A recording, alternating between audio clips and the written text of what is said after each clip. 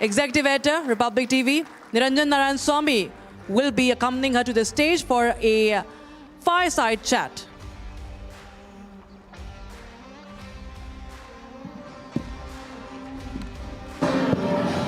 Over to you, Niranjan. Thank you, Rakshita, for that.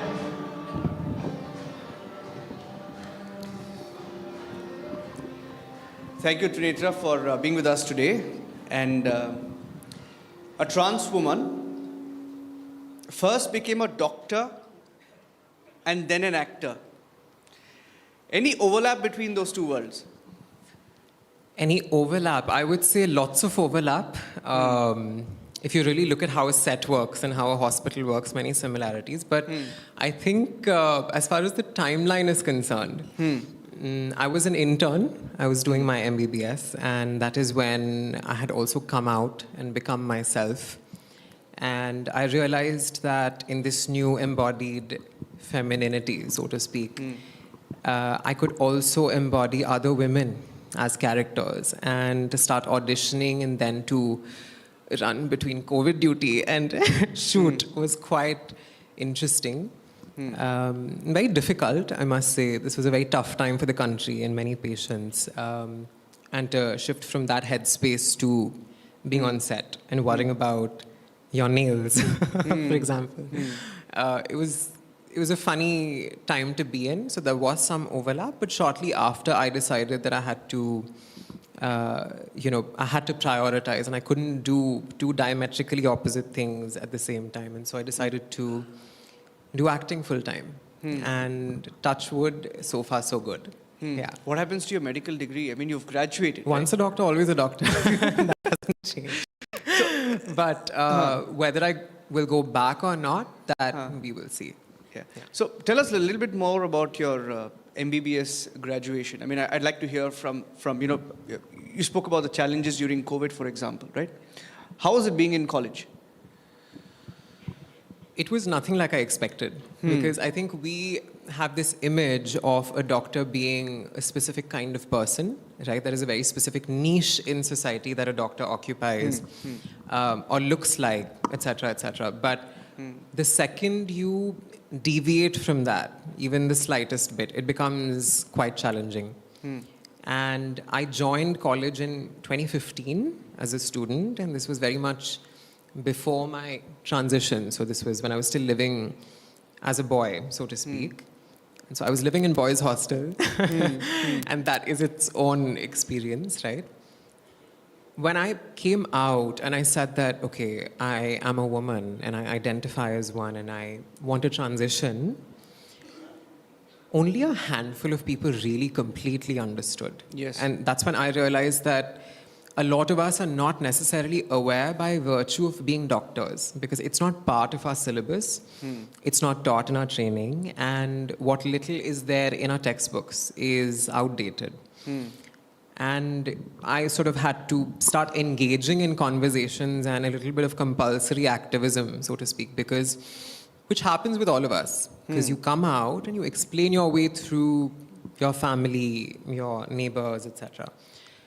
And I was very sort of surprised to see how little information there is. And we actually had to campaign and go to the Chennai High Court, where Justice Anand Venkatesh actually passed an order saying that the National Medical Commission should strike down these outdated parts of our syllabus. So that bit of activism happened accidentally but almost compulsorily through medical school. And only towards the end, when I had completely transitioned, sort of, living my life the way that I do today, that's when I could actually open up my world to not just survival, but actually doing things I was passionate about. And there's always this, arts kids are stupid, thing in high school and in college. But I think that never sat right with me. I always felt like I had to use both sides of my brain, completely. And I think that happened through internship as I started auditioning and acting. And that's how Were you the journey pushed was. into medicine, studying medicine? Or Not was at all. it, Not it, at it was all. by choice? By choice. I have no doctors in the family to push me into it at all. No, it But happens usually. It does. In most Indian families. I mean, they want you to be either an engineer, doctor, Yeah. right? Was that the case with you also at home? Yeah, I was forced to do engineering, but I refused to at some Okay. point. I gave the entrance exams as well. Wow. Did Right. badly. It's a different story, but yeah. Sure. This was 2015. I used to illustrate as a child a lot, and I just thought that the operating room is a very sort of clever but artistic way of using that dexterity. And I had seen some of my friends' parents operate and be in the hospital. It was very inspiring to me, and that's why I got into it. Only realizing much later that the journey to getting to that place, or the journey to becoming the kind of doctor that you want to be, is fraught with a lot of prejudice. And that exists in any world, entertainment also. Yeah. But it's just that I didn't have to not put on kajal because I was scared that someone would say that ye fashion show chal raha hai. I think it was just freeing to be in a creative space where I could utilize intellect. Actors are very intelligent. Yeah. Not talk about myself, but actors in general. It takes an enormous amount of emotional presence and intellect to be able to understand a life and to inhabit that. But of course, as people of science, we don't see that as relevant or whatever, right? So I think as of right now, I really enjoy everything that I do. Yeah. In the previous question, you spoke about society and family and how little people were aware or knew about, life, right? How difficult was it for you to navigate around that? Around family? Family and society. I think, this was, I would say, 2017, 2018. And when I was coming out, I was very much living in boys' hostel. So anyone that's lived in boys' hostel here? I think quite a few of us. For me, it was easier than a lot of other people have it. I will definitely say that. But knowing that it's an environment where there is hyper masculinity, and it's a bit of a testosterone party, it's difficult for someone that's feminine, who doesn't fit that vibe, so to speak. So was there ragging? Yes. Was there harassment? Yes.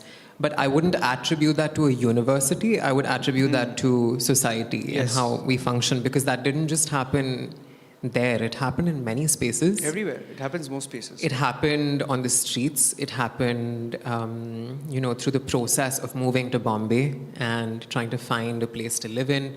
And you realize that no matter how successful you get or how articulate you are, whether you have a medical degree or not, some things like a trans identity really do follow you everywhere. And sometimes that affects you adversely, sometimes it doesn't. But were there instances where it did affect me adversely? 100%. But I will also say I was immensely lucky that my parents didn't throw me out of the house, which shouldn't be a privilege, but it is. And they came around, supported me. And when I was in Bangkok recovering from surgery, for example, my father was there for 30 days taking care of me. So these things are enormous. It doesn't happen very often, right? So I would say it's been a roller coaster, very mixed bag of positives and negatives. But I believe I don't like to whine. That's I don't like to complain, because I feel like medicine really beats that attitude out of you. You can't complain, But I'm very blessed. Let's put it like that. Yeah. Right. I mean, I don't know how many of them can say that. 100%. Yeah. And we're all blessed in our own ways, but I will definitely say that we're a very slowly changing country. And and I proudly say this, that my life and the way that so many things panned out are definitely a lot of hard work, but a lot of good fortune. And that isn't necessarily representative of the reality of a lot of people. Yeah. And that's fine. But what I can do is use that space of privilege and, try and bring about that representation, whether it's in a show or in entertainment or social media or wherever, So that is definitely part of my life's purpose. What challenges did you face as a woman of trans experience entering medicine, especially since you chose to make public the entire process, especially on social media? Medicine is a very conservative profession, right? Like I was saying. So when you talk about things that are taboo on a public platform, everyone is watching. And the second you come out of the closet as a trans woman, which by the way is not really a choice, if it's a question of sexuality, who you're attracted to, you can keep that private to some extent. But the second you make peace with your identity as trans or as a woman, you look different through that process. You can't hide it. Yes. So if you're in boys' hostel and you're on hormone replacement therapy and the shape of your body is changing, people around you will notice and not necessarily react very kindly. So it got all kinds of complicated because I couldn't live in girls' hostel yet. I was still living in boys' hostel, so accommodation became an issue. Changing documents from male to female, that was an issue. So all of these processes had to be sort of figured out as we go. But, thankfully, the Supreme Court's Nalsa judgment was extremely helpful at the time to sort of guide offices like an Aadhaar card office or whichever documentation to do this as smoothly as possible. Was it easy? No. We had to produce all kinds of documents, but it happened over the course of about a year or two. That said, there were people like a Dr. Pragnya Rao and a few doctors who really got it. They understood and they were there. They were there, and I wouldn't have made it without them, for sure. But it's not easy. No matter what university, what profession, especially in STEM, because STEM, there's a world and an image. But yeah, what's done is done. Let's talk about your journey in Mumbai and to Mumbai, right? Yeah. What made you choose that path to get into acting while being a doctor? Tell us about the transition and why you did that. For me personally, my life was saved by doctors. That's a given, that's understood. But I think it was equally saved by people that I saw on television, on screens, like a ghazal on Satyamev Jayate many years ago, right? That was the episode I had shown to my parents to get them to understand it.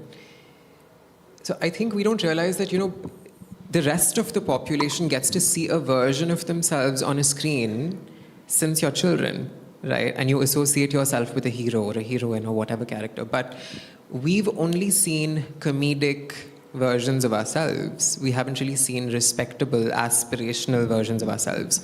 Which means what? That you don't have something to live by or to look up to, because how can you be something that you've never seen? And that is what I think, really pushed me to explore what I can do to create a kind of conversation that is not just limited to classrooms in medical schools, but a dinner table.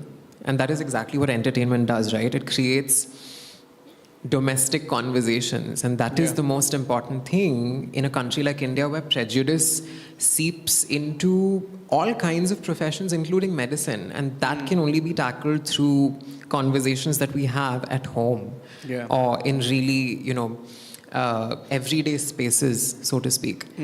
Which is also why it's wonderful to be having conversations like this here, because it's finally time in 2025 that more of this happens. So, what was your question again? My question was about your journey to Mumbai. Mumbai, yeah. So, the shift to Mumbai was very accidental because with Made in Heaven, I was just shooting here a lot. And a lot of brand work and things like that were happening here. So, flying back and forth in the middle of my internship from Manipal to here didn't make sense. So I decided to give the quintessential Bollywood dream a shot. And how's it been so far? I mean, if I may ask you, because you've played a trans woman in the show. This is Made in Heaven. Yeah. And the show, of course, truly redefines inclusivity. You're an icon in that sense. It's inspired many people. I mean, just while we were walking here, I saw a few students also come up to you and say how they look up to you, right? So is that a fulfilling experience? It's a roller coaster. Bombay is a roller coaster to everybody. Yes, everyone. I think, for me, again, the journey was not a very typical journey that a lot of actors have, right? I had the privilege of starting my acting journey with Zoya, which is huge. It doesn't happen every day. And it gave me a certain kind of platform to take that forward, And do I get a lot of resentment for that? Yes. Because, that's just the way that the world works. Yeah. But at the same time, I think things just happened the way that they were supposed to. And then it's up to me to take it forward from there. And in the last couple of years, I've been very blessed to meet incredible filmmakers. We did shoot something else in 2023 as well. We look forward to it, fingers crossed.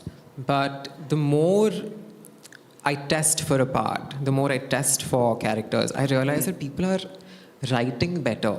People are writing trans characters better. Or even now, in fact, testing me or other trans actors for cis parts, for biological female parts. Because why should acting be restricted to labels like that? If men have traditionally played our roles, and the argument is that an actor should be able to do anything, then it should work the other way around also. Yeah. And why should we be restricted from playing any part? And that started to happen, and that's very, very heartwarming to do and to witness. And I only seeing it get better from here, honestly. So in your upcoming projects, you're playing different roles. Go on. No, I'd like to know, I mean, what kind of roles are you playing? Right. So I would say that so far, I've only ever done trans characters, right? And while one might say that that is limiting, I don't think so. Because something that I was very clear on is diversity in the work that you've done is not about their gender. Because a hero also plays male parts only. But, diversity is not in the fact that he's played male parts, but different male parts. Yeah. Which is similar for me, because I would like to play a diversity of trans characters, even if they are trans. And Meher on Made in Heaven was one color of trans. And I have been fortunate to do different colors, because I think that's what people don't realize. We come in different colors. And we're all shapes and sizes and all kinds of people, And that's also very fulfilling. Yeah. 100%. Yeah. And on an aside, do you see the industry as well open up to more such characters and being more inclusive? Because I'm seeing a lot more content, right, which is much more inclusive in nature. Do you see that as a trend in the industry now? I think this is where it gets tricky, because trends come and go. And there was a time that LGBTQ topics were trending on social media and things like that. And sometimes they still do. But, it's lovely to see filmmakers and producers realize that, that representation is not a trend, it's an ongoing conversation, because it is reflective of society, and that has to be an ongoing conversation. Yes. I will say that change happens, but very slowly, and very often we end up playing parts of script consultant and actor simultaneously, or writer in some capacity, tweaking things, and because unfortunately, where is the power? The power is with the producer, is with the writer, is with the director. We just bring that vision alive. So how much power does an actor really have? Which is why I see a lot of trans people now getting into filmmaking. And I think that is where change really is. Because when you're behind the camera is when you have a certain gaze that is inclusive, and that is, it can't be controlled by an actor, you know, or at least not completely. So, do I see change happening? Yes, but slowly. You were lucky, like you said. I mean, you were blessed that you had, a lot of support system coming your way, but many don't, right? As a public figure, how do you handle online hate, right? For that matter, because we're at the youth summit, a lot of youth who may face cyberbullying, right? And you're a public figure. How do you, respond to that? How do you deal with that? I think now in 2025, it's wonderful that we have access to so many tools, first of all, to keep yourself safe online. That was not something that existed when we came out in 2015, 16, etc. I would personally just recommend that you use all of those features to their full capacity, restrict, block, mute, delete, do what you need to do, like add those hidden words that can't show up in your comments at all. So I think using a platform, you also have to be aware as to how you can keep yourself safe on that platform, firstly. And secondly, I would say that, if you feel like your world is vulnerable and you can't be public about your identity, there's no compulsion, keep it private. Have a private profile. This need to become a content creator, right, is a little more pervasive than we realize in 2025, where they need to be vocal about something, to have an opinion that is very knee-jerk, to have a very vocal voice, even if it endangers your life. Not the healthiest thing to do, because unfortunately our families, our workplaces, our educational institutions may not be conducive to that. So I would say be very careful about just understand what your situation is and take it from there first. And beyond that, even after doing all of this, people talk. You can't stop. Can't do anything about that. You can't do anything about that. And so you inevitably end up building a bit of a thick skin, and you find your support systems on days when you can't. Whether that means a friend, a family member, an online source of therapy, or even ways to regulate yourself, I think all of that is very essential. So social media is not a space where, you get into it and just think that, acha, bad things will happen, I'll handle it. You need to be a little prepared for what might come your way, is how I go about it.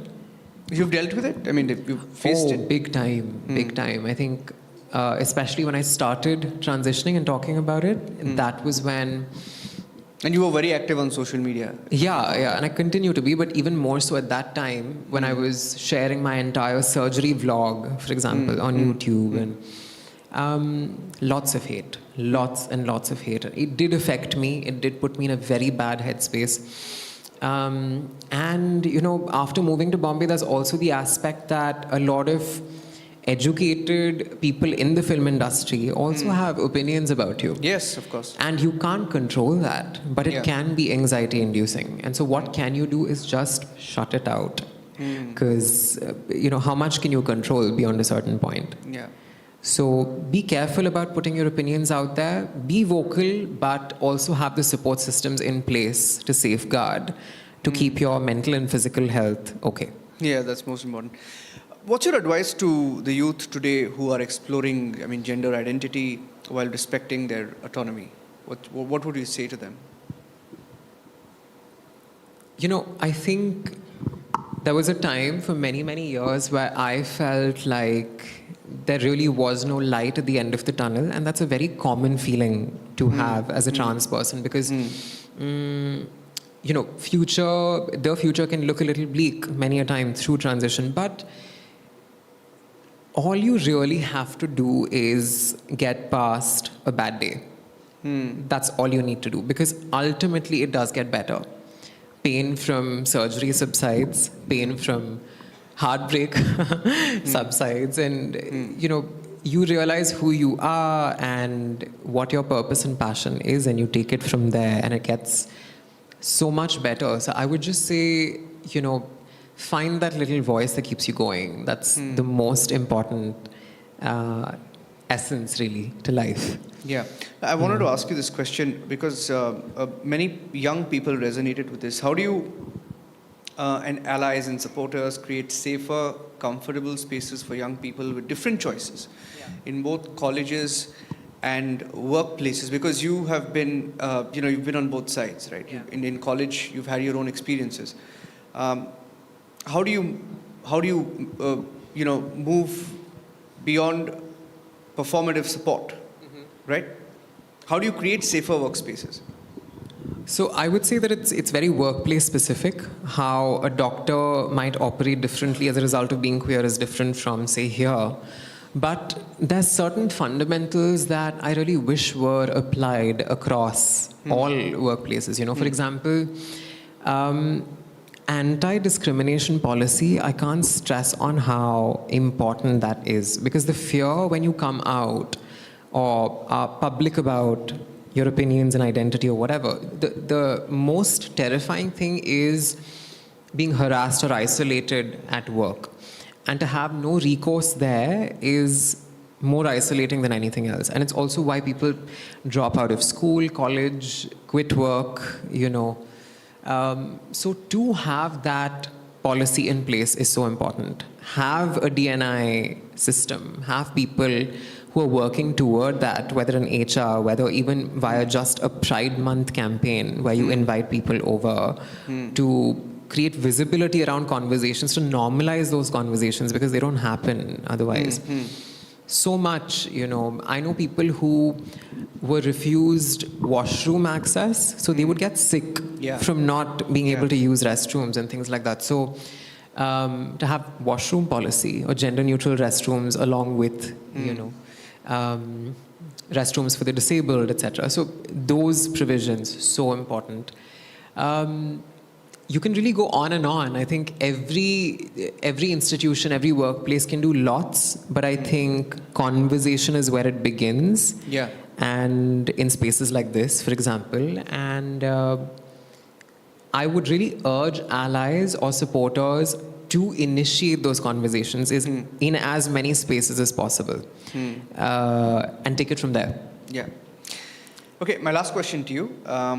What message do you want for your journey with the kind of choices you have made? If you had to send that message to the youth, what would you share with them? On choices, of course, life is all about making choices eventually. There will always be someone who has something nonsensical to say about your choices. That is fact. It is life. Whether it's a family member, whether it's someone at work, whether it's a peer. People talk here. I can't stress on this enough. People really love to talk. And while that's wonderful, it shouldn't stop you from asserting your choices with confidence. So if you've chosen something, you've made a decision in your life, stick to it with full force, full conviction, and the world will adjust. Yeah. I want to share an anecdote because it just hit me when you spoke about choices, right? And you spoke something about arts. I still remember the day I chose arts. I studied in Bangalore. And the day I announced it to my family, saying that I had chosen arts, there's an aunt of mine who came home and said, I'll never forget what she said. She said, no male in our family has studied arts. Wow. So it's eventually about choices. And then I joined the sciences as male and then threw everything out of the window anyway, so it's fine, Sometimes you just have to stick to what you love. Absolutely. Yeah. Fantastic talking to you, Trinetra. Thank you for being with us. Thanks for listening. Thank you for being with us. Thank you. Applause. Deeply moving conversation. Let's applaud Trinetra Haldar. And it's our privilege to felicitate Trinetra for her groundbreaking contributions and her courage. We thank you for your powerful voice today on Republic's Youth Summit, Trinetra. Big round of applause, please.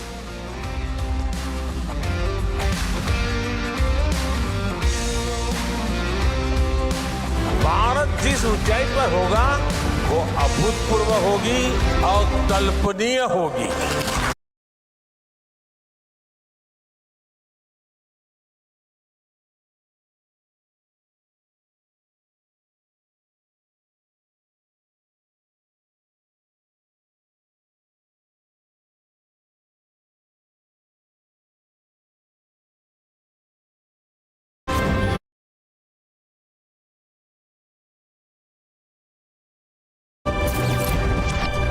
साथियों, जिस दशक में हम अभी हैं, मैं समझता हूँ वो आजाद भारत का अब तक का सबसे इम्पोर्टेंट डेकेड है और इसलिए ही यही समय है, सही समय है। अगले डेकेड में भारत जिस ऊंचाई पर होगा वो अभूतपूर्व होगी, अकल्पनीय होगी।